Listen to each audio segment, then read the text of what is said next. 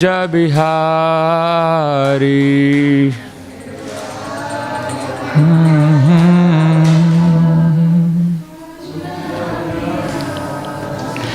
Jaya Radha Madhava Kunja Bihari.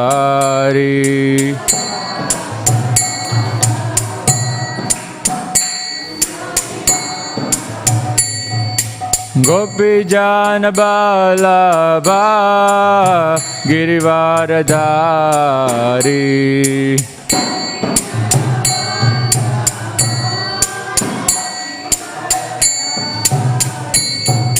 Yashodanandana Vrajajana Ranjana.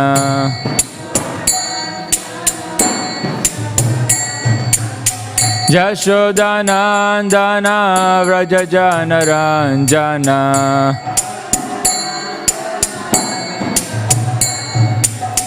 Jamuna Tira Vanachari.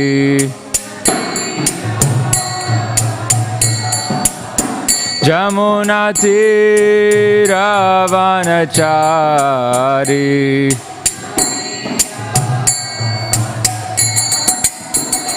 Jaya Radha Madhava Kunja Bihari.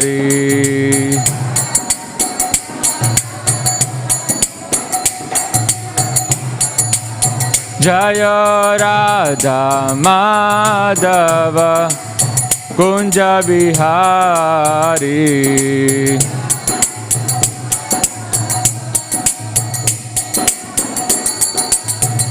Jaya Shri Krishna Chaitanya Prabhu Nityananda Shri Advaita Gadadhar Shivasadi Gaura Bhaktivedanta.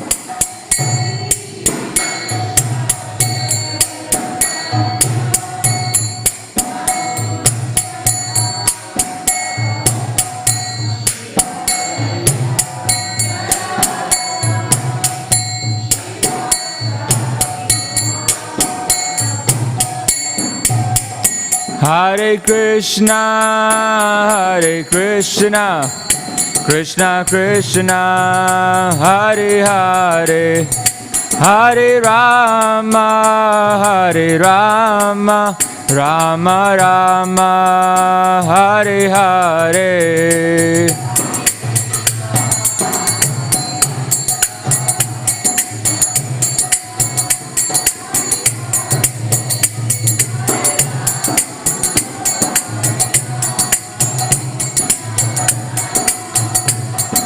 Hare Krishna, Hare Krishna, Krishna Krishna, Hare Hare, Hare Rama, Hare Rama, Rama Rama, Hare Hare.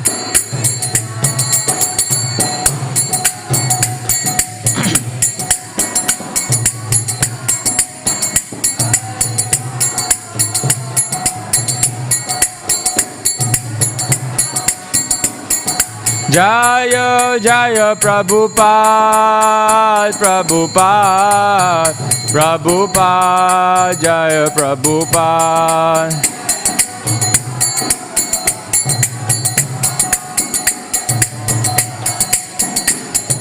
Jaya Jaya Prabhupada, Prabhupada, Prabhupada, Jaya Jaya Prabhupada.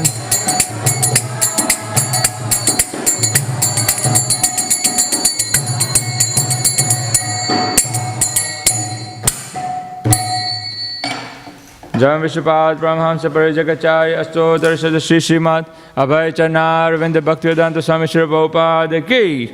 Jam Vishwapad Brahmhamsa Parijagacharya Astodarshad Shri Śrīmad Bhaktivedanta Saraswati Thakur Śrīmad Prabhupada ki. Granth Śrīmad Bhāgavatam ki jai.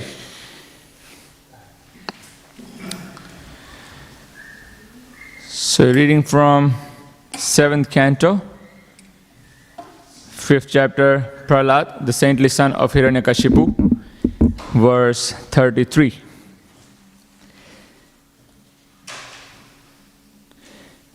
Iti uktvo pratam putram Iti uktvo paratam putram Hiranyakashipurusha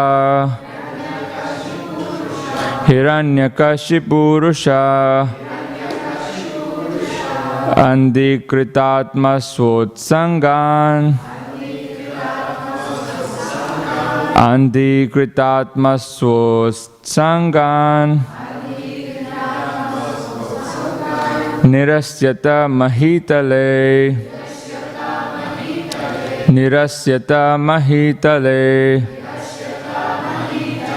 Iti uktvo paratam putram Hiranyakashipurusha Andikritatma swotsangan Nirasyata mahitale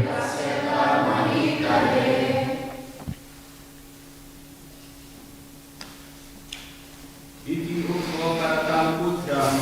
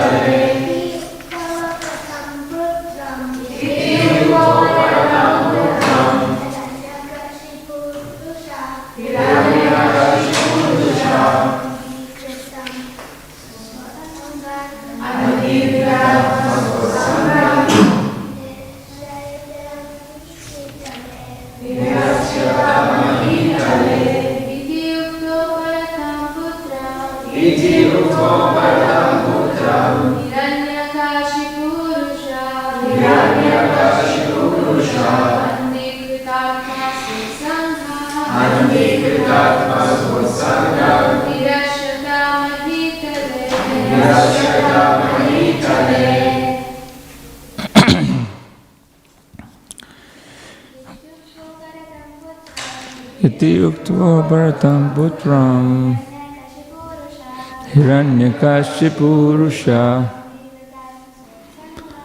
Andikritatma swotsangan Nirasyata mahitale. Word for word translation. Iti, thus, uktva, speaking, uparatam, stopped, putram, the son, Hiranyakashipu,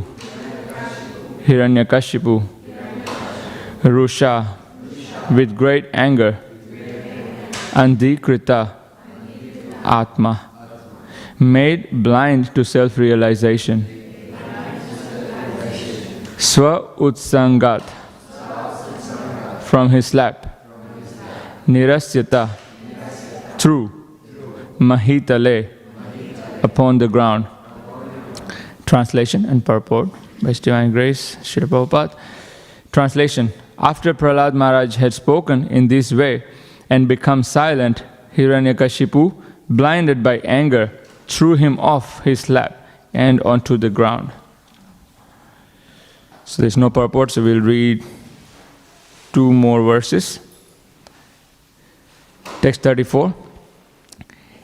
Translation. Indignant and angry, his reddish eyes like molten copper, Hiranyakashipu said to his servants, "O demons, take this boy away from me. He deserves to be killed. Kill him as soon as possible." Text 35. This boy, Prahlad, is the killer of my brother, for he has given up his family to engage in the devotional service of the enemy Lord Vishnu like a menial servant. Purport. Hiranyakashipu considered his son Prahlad Maharaj to be the killer of his brother because Prahlad Maharaj was engaged in the devotional service of Lord Vishnu. In other words, Prahlad Maharaj would be elevated to Sarupya liberation, and in that sense, he resembled Lord Vishnu. Therefore, Prahlad was to be killed by Hiranyakashipu. Devotees, Vaishnavas attained the liberations of Sarupya, Salokya, Sarishti and Samipya, whereas the Mayavadis are supposed to attain the liberation known as Sayujya. Sayujya Mukti, however, is not very secure, whereas Sarupya Mukti, Salokya Mukti, Sarishti Mukti and Samipya Mukti are most certain. Although the servants of Lord Vishnu, Narayan, in the Vaikuntha planets are equally situated with the Lord, the devotees there know very well that the Lord is the master, whereas they are servants. Om Jnanatimirandasya Jnananjana Shalakaya Chakshurunmilitam Yena Tasmai Shri Gurave Namaha. Jai Shri Krishna Chaitanya Prabhu Nityananda Shri Advaita Gadadhar Shivasadi Gaura Bhakta Vrinda. Hare Krishna Krishna Krishna Hare Hare, Hare Rama Rama Rama Hare Hare. Hare Krishna. So that's the conclusion to Prahlad Maharaj's powerful presentation of Bhakti Yoga. And the conclusion is quite radical. So Hiranyakashipu is very furious hearing the presentation of Prahlad Maharaj, and is ready to kill. So actually that could be the response a lot of time when we give our presentation of Krishna consciousness to the non-devotees, is sometimes they get really upset, and their response to our presentation, in terms of the fury, would depend on how much they are materially attached. So if they're somewhere between, if they're looking for something spiritual and we give them this knowledge, then they become somewhat inquisitive or attracted. If they're a little bit attached, then maybe they say, oh no, maybe I'll do a little bit later. But if they're very attached, then they become very angry, and they actually try to repel and really try to hit back, because they feel their sense gratification in danger. Someone is trying to speak some knowledge which will hamper their enjoyment and their glory, because now there's someone else who is better than them, and no one likes to have anyone better than them. So then they feel they're losing their position. So therefore they get angry. And Hiranyakashipu, the greatest of all the materialists, has become very angry to the point where he's ready to kill his own son. And it's very tragic and very dramatic, because no one kills the child. Even, sometimes they don't turn out to be so good, and still you tolerate. The parents are very tolerant. A lot of time, parents expect the children to do something, and the children don't follow that. What you do, you tolerate. But here, Hiranyakashipu is so angered, and you can see his anger here in the reddish eyes like molten copper. Very upset. And he's saying, how dare you speak like this, and how dare you join the camp of the enemies, so therefore you deserve to be killed right now.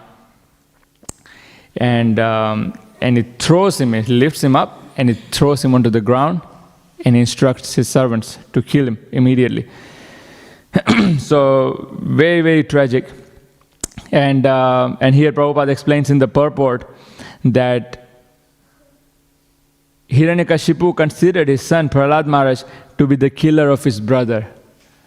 So although of course Prahlad Maharaj did not kill Hiranyaksha, it was one of the incarnations of Krishna or Vishnu.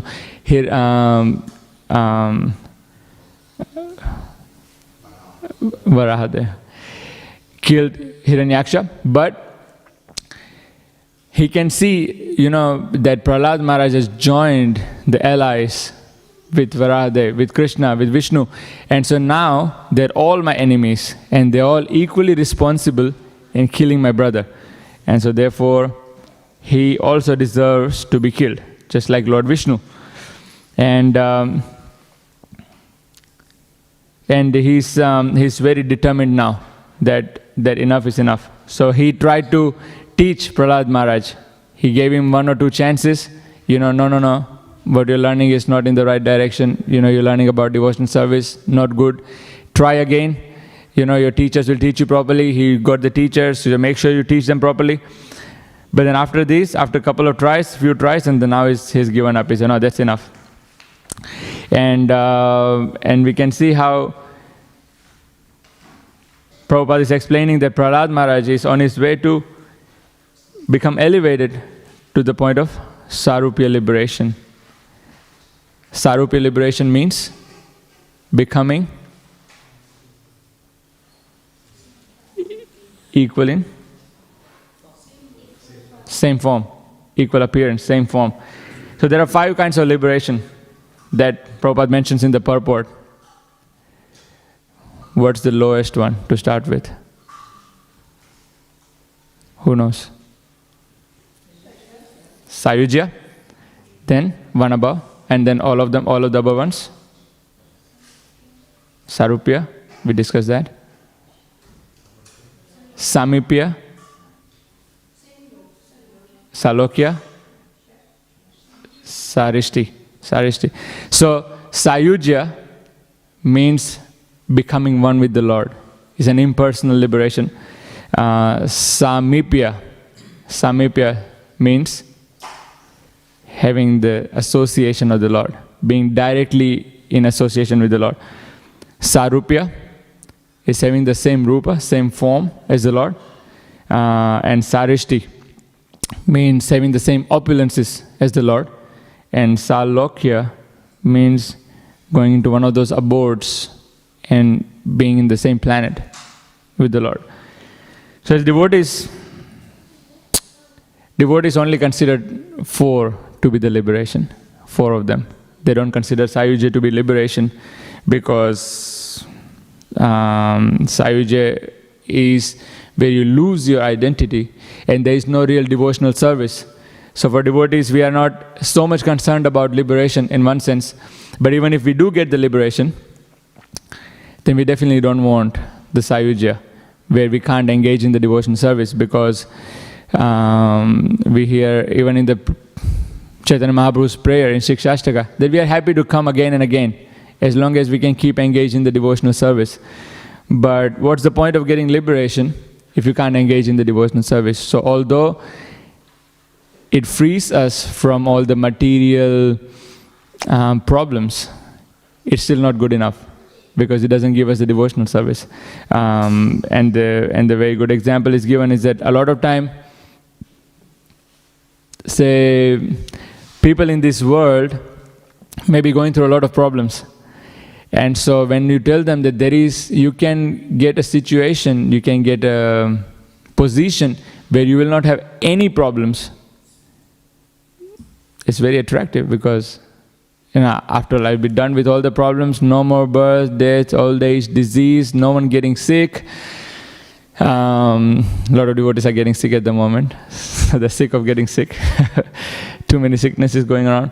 And says, okay, no more sickness, no more body pains, no more back pains, no more headaches, no more problems with the friends and the family. I can just be peaceful.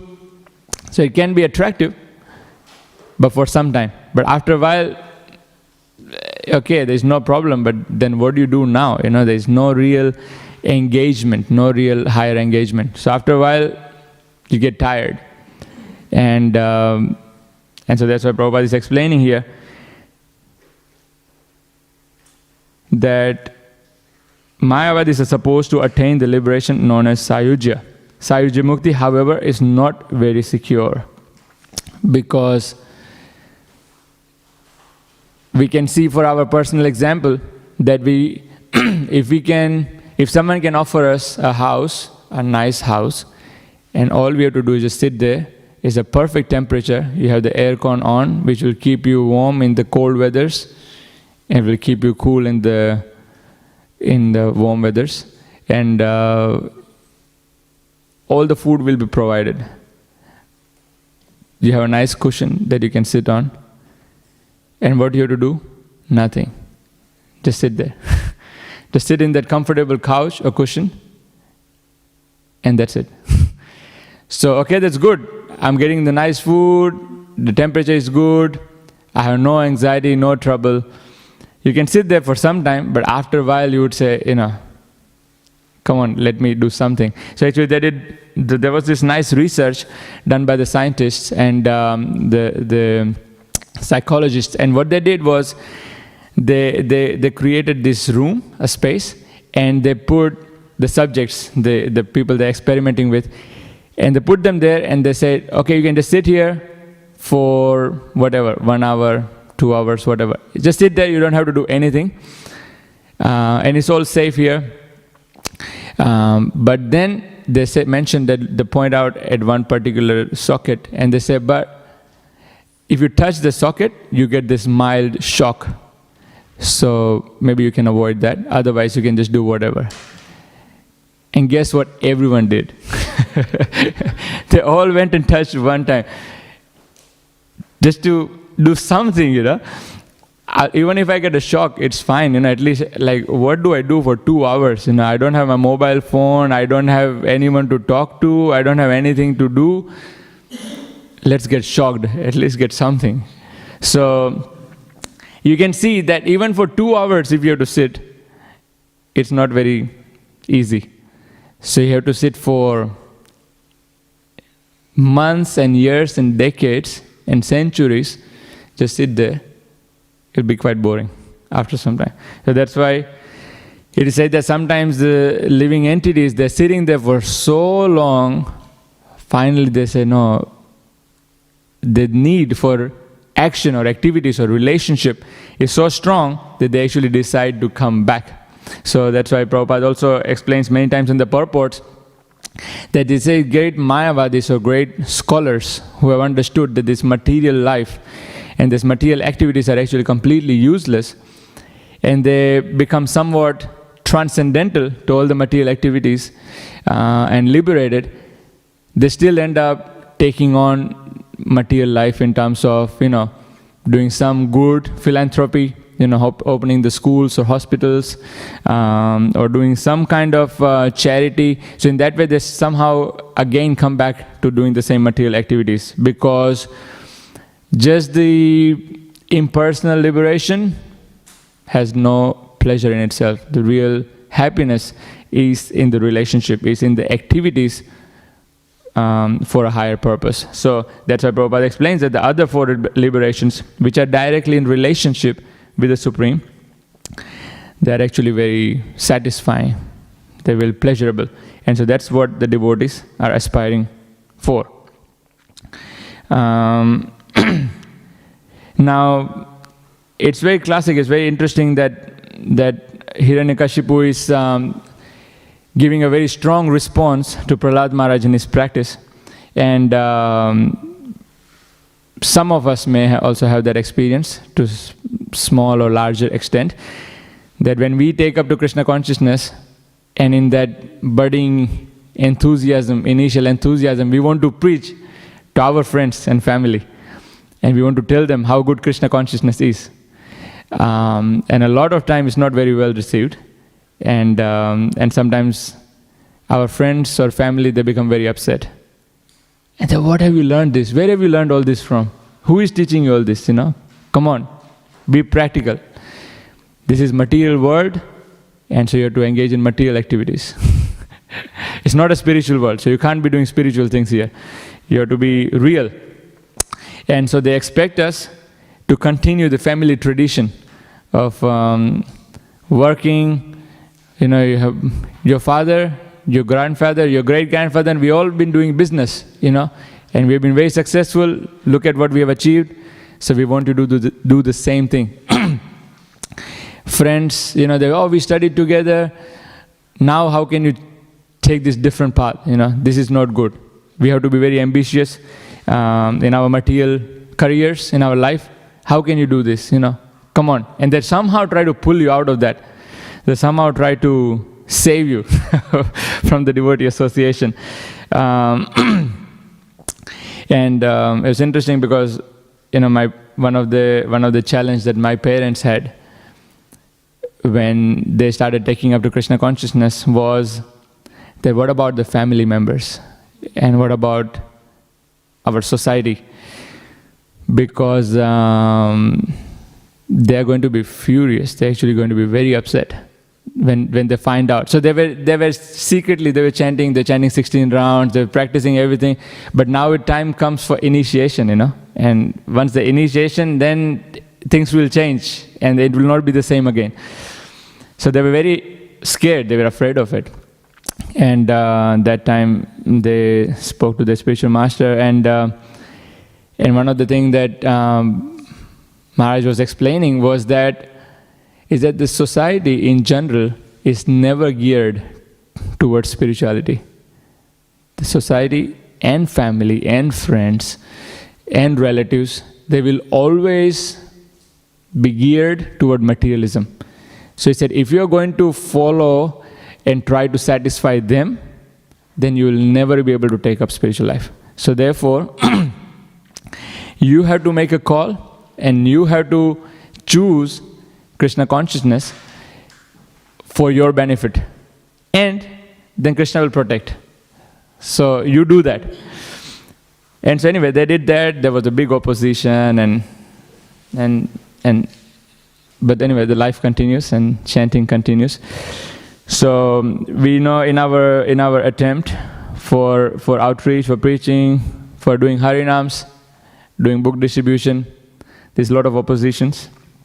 The few lecture, I think few Bhagavatam class before, when Anirudh Prabhu was mentioning that his first Harinam, when he went out, and you know, someone would come and punch. And that was like a daily tradition, that every time someone would come and smash one devotee down. And what are you supposed to do? You get back up and you start chanting again.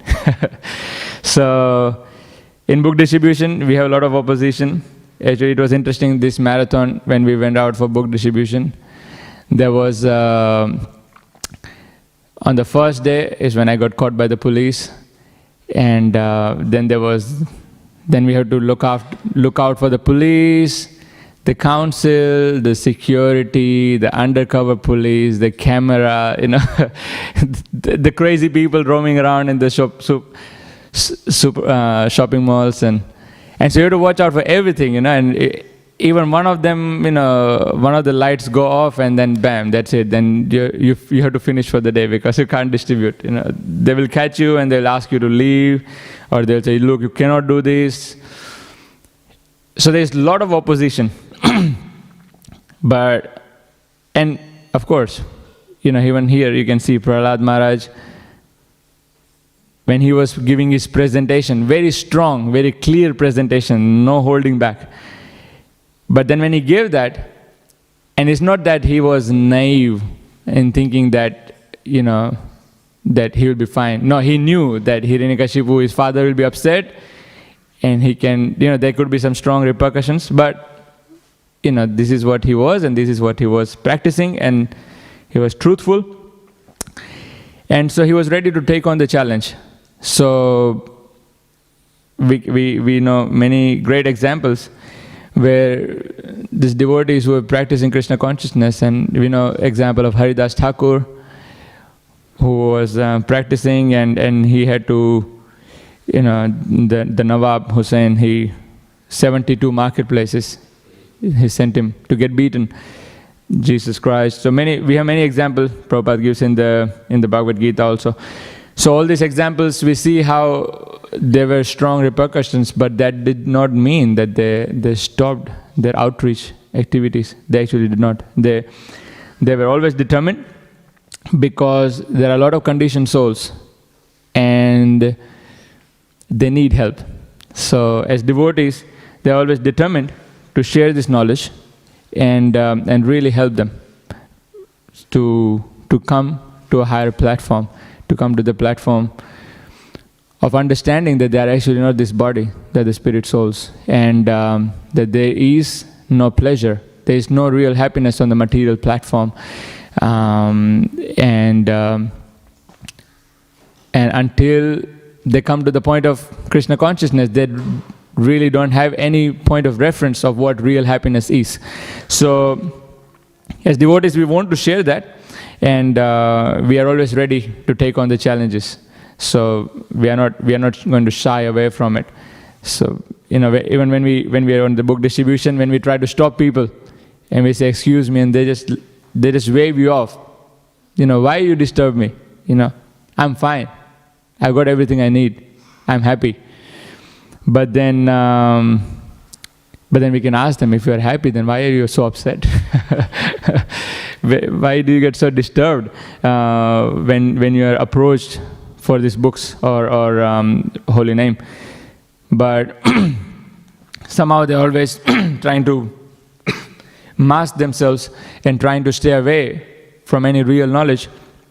But as devotees, we don't hold ourselves back from sharing this knowledge.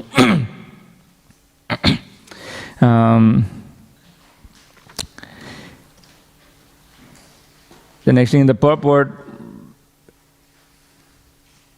Prabhupada explains here that although the servants of Lord Vishnu, Narayan, in the Vaikuntha planets are equally situated with the Lord, the devotees there know very well that the Lord is the master, whereas they are the servants. And so this is really, Sevya Bhagavan Prabhu was giving class a few days ago, and he was mentioning that as devotees, especially the devotees who are trying to outreach, the devotees who are trying to bring this Krishna consciousness to the people, they have that mood of servitude and friendship with the Lord, where we are trying to spread Lord's glories, because we like it. We like how amazing Krishna consciousness is, and we are trying to bring it to others. And just like how happy we are in the kirtans, in the prasadam, when we have nice association and friendship of devotees, and we see how it's so satisfying. So we want to then take that to others and to new people, or people who don't know anything about it, and so we want to introduce them to it. And so when we're trying to bring that, that's actually an expression of servitude, or it's an expression of friendship with the Lord, because we are sharing His glories to the people. It's just like if you have a very nice friend, then you want to tell others about him or her, that he is a person is actually really nice. And if someone speaks anything against your very good friend, you will say, no, that's not true. That's not true. I know him. He's not like that. He's like this. Okay, he might appear to be like that. He might appear to be very strong, but actually, no, he's very gentle. He's very gentle. If you just have some friendship with him, you will know him very well. So the devotees are doing the same work. When people have so many misconceptions about Krishna, the devotees are trying to remove all these misconceptions, obstacles, and somehow trying to bring them closer to Krishna. So that's the mood. That's the mood of all the devotees, even in the spiritual world. Is that they all want to serve Krishna. And we can see that, and Prabhupada is explaining that although they have all different kinds of muktis, liberations, although they might have all different kinds of rasa with Krishna, could be in the mood of servitude, but could also be in the mood of friendship, parenthood, or conjugal relationship. In all this relationship, actually the underlying mood is service. We can see how the friends of Krishna, they are they are always eager to see what will make Krishna happy. So sometimes they know that, oh, this is maybe the time Krishna should be hungry around now. And so they say, oh, Krishna, we are hungry, let's sit together, let's eat something. Because they think Krishna will be hungry now. So it's, oh, we are all hungry, let's sit, let's eat something. But then, when they all sit down, the first thing they do is, they pull out their lunch boxes and they first offer it to Krishna. Krishna, look this, my mom made these for you, please take. And once Krishna eats it, then they eat. So that's attitude of service to please Krishna is always there. Even though they're friends, even though they fight with Krishna, they always trying to see how Krishna can be pleased. Even as the parents of Krishna, the mood is the same, is the service, is that they really want to serve. They parents, Yashoda Mai and Nanda Maharaj, they're concerned that Krishna, come on, today is your birthday, come on, come home, get clean, wear good clothes, otherwise it looks so bad. So please come. We need to clean you up, we need to feed you, because if you don't eat, then you'll be hungry. So that's not good. Now is the time to sleep, you should sleep now, because otherwise you will be tired tomorrow. So they're worried, they're concerned. And we have also the highest or the most intimate devotees, gopis, and their concern is also the same, is that how they can dress in a way that will make Krishna happy. So in that way, they're all always concerned about how Krishna will be happy. And in that way, no matter who they are in the spiritual world, the mood is the same, is the mood of how can I make Krishna happy. So we can cultivate the same mood when we are here in our current conditioned state. Is in whichever condition we are, we try to chant with attention, we try to share this Krishna consciousness with people, and try to somehow encourage them according to our own capacity. We can bring them closer to Krishna, and in that way we can have the same attitude of service towards Krishna. So with that, I'll stop and see if there are any questions or comments.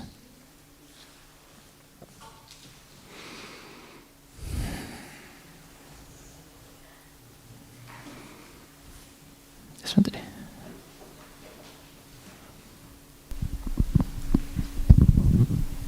Hare Krishna, Prabhu. Thank you for the nice class. I would like to ask, how do we know if Krishna pleased with our service that we do? Or is it necessary to know that Krishna pleased, Krishna happy with ourselves or not? To know that. Is it necessary to know that Krishna happy with our service? Oh, okay. And how do we know if Krishna pleased? Thank you. Yeah. So the question is, how do we know if Krishna is happy with our service, and is it even necessary that we worry about it? Yeah, should we? Yeah. So definitely service means that we want to make sure that Krishna is happy, that if we are serving someone, we want to make sure that our service is not based on our pleasure, but is for the pleasure of the other person. So we definitely want to ensure that. How do we know if Krishna is happy? Well, there are many ways to check that. One is, of course, when we are doing the service, we can ask other devotees, was it okay what I did? So it's always good. I like to check with devotees when I do certain service, okay, was it okay, can I improve, etc. And generally devotees say, no, that was good, or no, you should be doing like this, or you should not be doing like this. Okay, so in that way, Krishna can speak through the devotees, especially devotees who are more mature and who are more well seasoned. So if we ask them what is the right way of doing the service, or what's the right attitude, then they will correct us. Another way is, and that's true. A lot of times when we do the service with the best of our ability, The super soul is in the heart of all the living entities, is right next to the soul. So when super soul is happy, the soul also feels happy. We feel satisfied in our service. When we tried our best, and even if we did not really fully achieve or accomplish what we aimed for, the fact that we tried our best, we know that was the best we could have done, and it really makes us happy. So in some ways that's also a proof that Krishna is happy. But it still is in the beginning. It's still always good to check with the seniors and check if our service was right, or is there anything that we can improve. So, is that okay? Or did you have anything else? Is that so? It's necessary to know. Is that necessary to know that Krishna is satisfied or no? It's good to know. It's good to know. No, as devotees, we always want to make sure that if we are doing the service, we always want to. Of course, there is service in different levels. Bhaktivedanta Thakur explains that the service on the level of fear, that if I don't serve, then I'll go to hell, I'll suffer. The devotee community will think, I'm what kind of a devotee I am. I'm not doing any service. So that's one kind of way of service. Better than that is serving as a duty. Okay, I'm supposed to do this. I'm a devotee. I've been practicing for so many years, or I'm initiated. Okay, I have to do the service. Okay, I have to do that. Then I have to do that. Okay, I'll do that. And you just do that because you are expected to do that. And on the highest level of service is when you're serving out of love for the other person. So when you're trying to love, and when you're trying to do that service out of real love for the other person, then you're really concerned if that person is happy with your service. And that's always a concern for a devotee, that when I'm doing the service, I don't want to just get it done with and get out, but rather I want to do the service in the best possible way, and to really make sure that Krishna is pleased, because that's our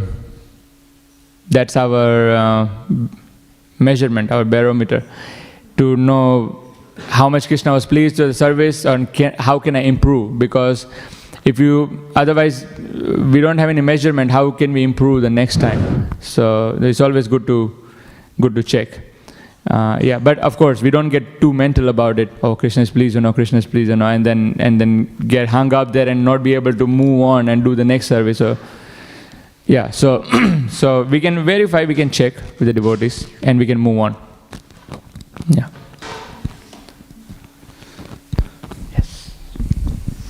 Hare Krishna, Prabhuji. Thank you for the nice class. Prabhuji, I'd like to ask, what is the difference between Salokya Mukti and the devotees going back home, back to Godhead? So if they are living on the same planet, will they not serve the way they do when they live in Goloka? So devotees receive all the liberations. So we'll be in the same planet with the Lord. We'll have the same as devotees. Devotees have the same opulences as the Lord, and they're all serving the Lord. So generally these liberations generally can refer to the liberations of the Vaikuntha planets. So whereas in the Goloka planet it's different. But these planets are usually because Krishna has a lot of opulences in all these planets, in Vaikuntha planets. And so therefore when the devotees go there also, they may attain the same opulence as the Lord. So have the same kind of dresses, same kind of appearances. Like for example, Uddhava looks exactly like Vishnu or Krishna. Even Jai Vijay, they look quite like Narayan. So in that way, all these different liberations are there. But in Goloka Vrindavan, in one sense it's different. But here, if they're going to serve the Lord, then of course they have to be on the same planet. They must have similar kind of a form, although sometimes They can be in the form of a cow from the grass. So, yeah. Samipya, they might have that close intimacy or association where they're doing the service, or they may be like the servants of the servants, or the servants of the servants of the servants. So in that way, there could be different liberations like that. That's the answer? Prabhuji. Yeah. Yes, sir. What do you mean by... Maybe just use the mic because it's for the online audience. Okay. What do you mean by the devotees having the same opulences as the Lord? So in the Vaikuntha planets, there are the different forms of the Lord, and their worship is very opulent. So Krishna is like a king, and a king has many different paraphernalia, which is very, very opulent. So in terms of their dressing, in terms of their jewelry, so all this, they may have like a big palace, etc. So all these opulences, and generally servants don't have those kind of opulences. But if here in this case, like Sarishti, for example, opulences means they would share the same kind of opulences with the Lord, as the Lord. So maybe they're staying with him, or they might have similar opulences wherever they are in the planet. Okay. So also, just so I can get a little bit more of a perspective on the spiritual world, like, are you constantly serving Krishna? Like literally constantly serving Krishna? Or like you just mentioned that someone might have their own palace. So if they have their own palace, is that implying that Krishna might not be in that palace all the time?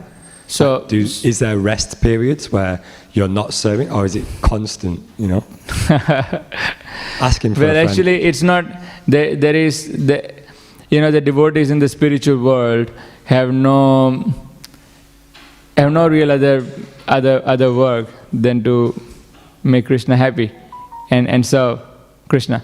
So does that mean that they're constantly massaging the feet? They're constantly like running around in the circles around Krishna? No, not necessarily. So they could be doing a lot of different activities, because spiritual world has so many activities going on. But in all those activities, they're always thinking about, how am I doing these to make Krishna happy? So just like we can see the example of this temple. In this temple, if any new person comes and he looks at all the devotees and he's wondering, what are they doing? But actually, what everyone is doing is they're serving Krishna. So some may be going to crossways, some may be going for Harinam, some may be going for book distribution, some may be cleaning the temple, some may be decorating the deities. So all these different activities are going on, but they're all in relation to Krishna. So what happens after the Harinam finishes? We all go and take prasadam. What happens after prasadam? Okay, well, we go and take rest because we want to be fresh the next day so we can go for the morning program. So in that way, we are always thinking about how can we serve Krishna better. So this is all devotional service. So that's the same mood in the spiritual world, just with a lot more intensity and clarity. So it's not that they don't get any break. It's that like in, that they're stuck now. That once you end up in the spiritual, now you're stuck, no breaks, now you just keep serving. No. They serve Krishna because they like it so much. They're thinking about Krishna because they like him so much. It's explained how when Krishna goes to sleep, when it's time for him to go to bed, and all the friends of his come back straight away pretty much, and they're shouting from the window, Krishna, let's go, it's morning, let's go and herd the cows. And the Yashodama said, no, Krishna's sleeping, go, This is only 12 o'clock, it's midnight, it is no time to go and take the cows, so go and sleep. But because they're thinking of him, they can't sleep, they're like, no, but like, it's so much fun going out in the morning with Krishna, taking all the cows along, it's so much fun, what is this sleep, it's a waste of time. So they're thinking about Krishna, like, okay, let's go, okay, let's go, 1 o'clock, let's go. And Yashoda says, no, go, it's 1 o'clock, he's sleeping, let him take rest, And so somehow they will try and get in touch with Krishna. Somehow they will try, okay, let's do this, let's do that, So, because they like him. So it's not that they feel obliged to, it's not that they're duty bound, it's that they really like Krishna and that they like to serve him. So that's why they're constantly engaged in the service, because what better thing to do? Yeah. Thank you.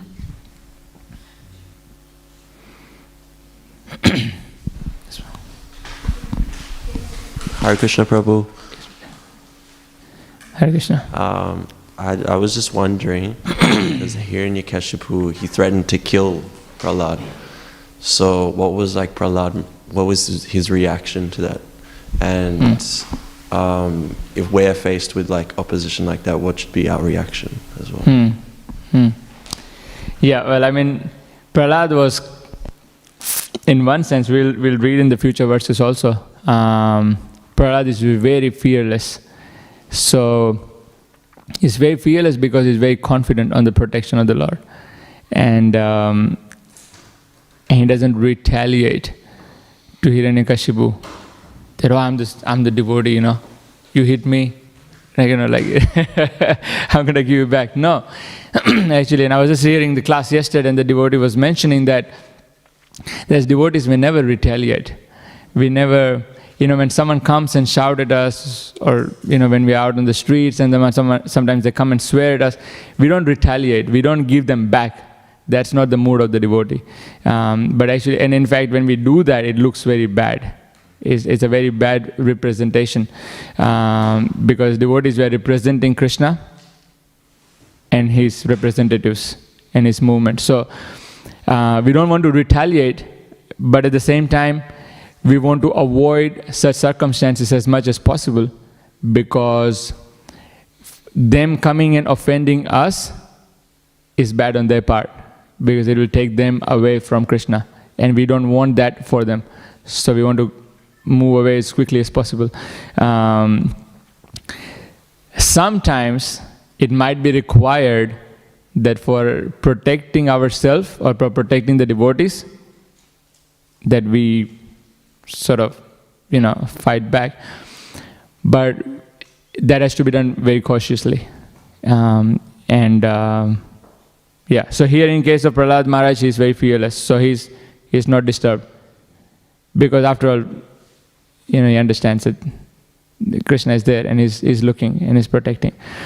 And that should be our mood. We should be very fearless and we should be very confident in Krishna's protection. We do what is required for our protection and for their spiritual protection, and get out of the situation. Thank you. Yes, we'll just get the mic over.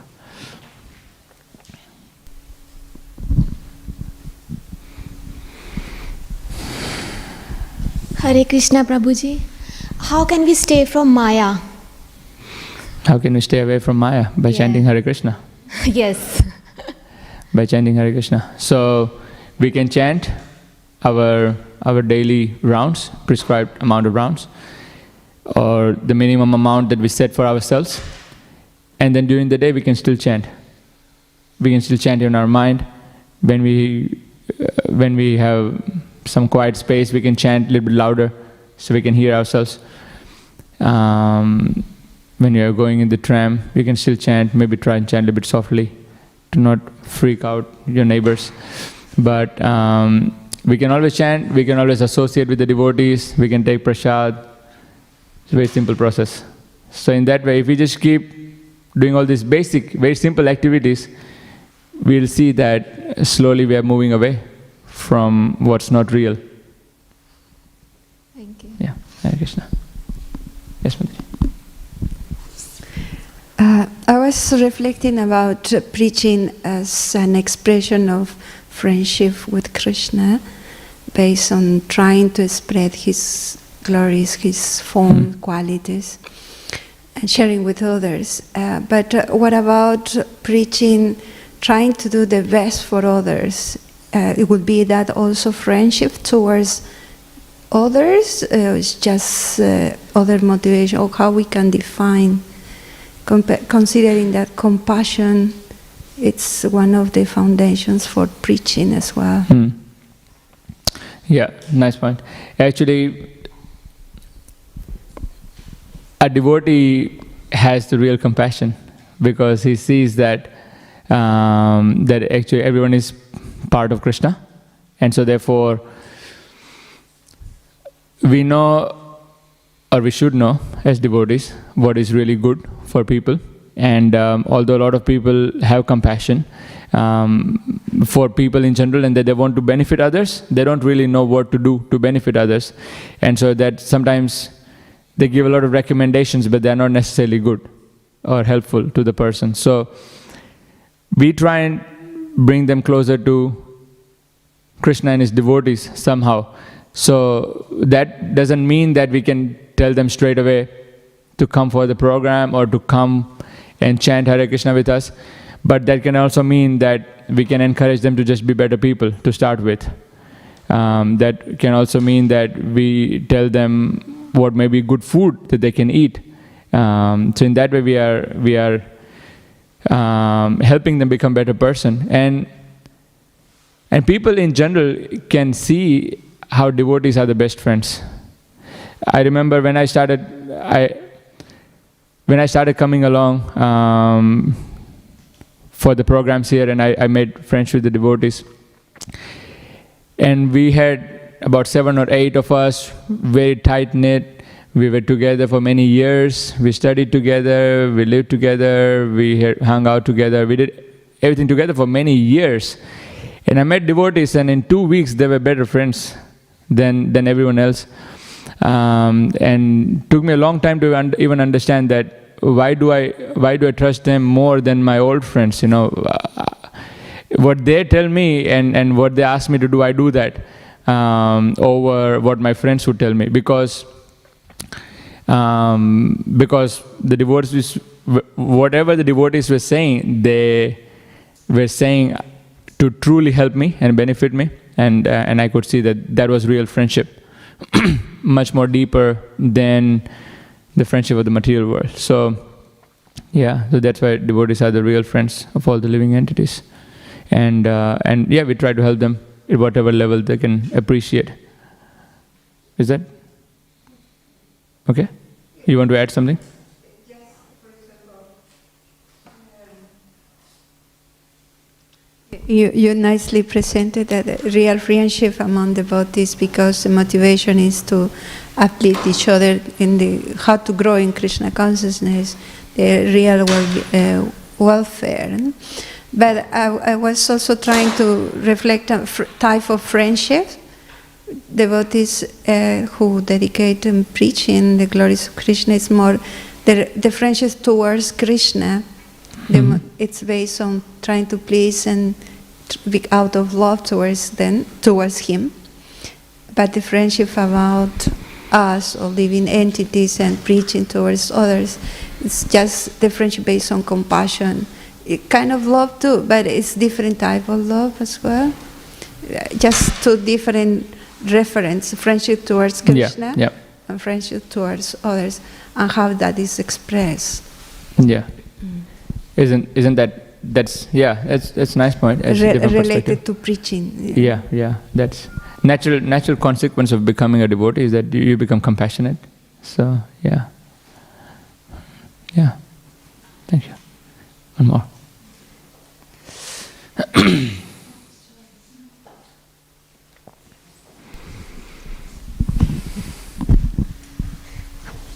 Hare Krishna, Prabhuji. Prabhuji, you mentioned that whenever we preach, we will get a reaction. But us as kids, when we preach to our grandparents who are not favorable to Krishna consciousness, if we preach to them about Krishna consciousness, then they preach us back by saying, no, this is not true. Yeah, you're too young to practice this and all that stuff. So I was wondering, Hiranyakashipu being a father, he didn't at least try once to preach back to his son Prahlad in a nice way. He was such a scholar also. So then why did he react so quickly to Prahlad Maharaj's teachings? I think in the beginning Hiranyakashipu tried to preach to Prahlad Maharaj, right? Hiranyakashipu He said, where have you learned all this? This is not true. And he obviously told his teachers to train him properly, give him the right knowledge. And sometimes your grandparents also might tell your parents, teach you properly, teach you the right things. But then, of course, nothing else worked. Then Hiranyakashipu became very angry. Also, we have to understand that Hiranyakashipu was very, very materially attached. And so he became very upset when he saw Prahlad Maharaj was speaking exactly, cutting all the material attachments and illusions. So there was one. Secondly, and the reason is given here in the purport. Prabhupada explains how Hiranyakashipu saw Prahlad Maharaj as one of the reasons for the death of his brother Hiranyaksha, and that made him even more upset. That is you who is the cause. You are in the side of the enemy. You are making the allies with the enemy, making the friendship with our enemy Vishnu, and you're becoming his servant. So therefore you are also the cause of killing my brother, and so therefore you must also die. So that was the reason why Hiranyakashipu was very strong on his reaction. With grandparents, that is very hard for them to take knowledge from us. Yeah, it can be very hard. I remember telling my grandmother to chant Hare Krishna. I said, yeah, I'll try. And then she would never do it. And I tell him again, and they would try to preach me back. Oh, no, actually what we do is, okay, you do whatever you're doing, you just chant 5 minutes more, Oh, I'm too busy, I can't chant now. I said, Grandma, you've got nothing to do, you can just sit there. You can sit and you can just chant 10 minutes, like you're nowhere to go. But they won't listen. It's very hard to teach new tricks to old people. So we don't. We can try and encourage them.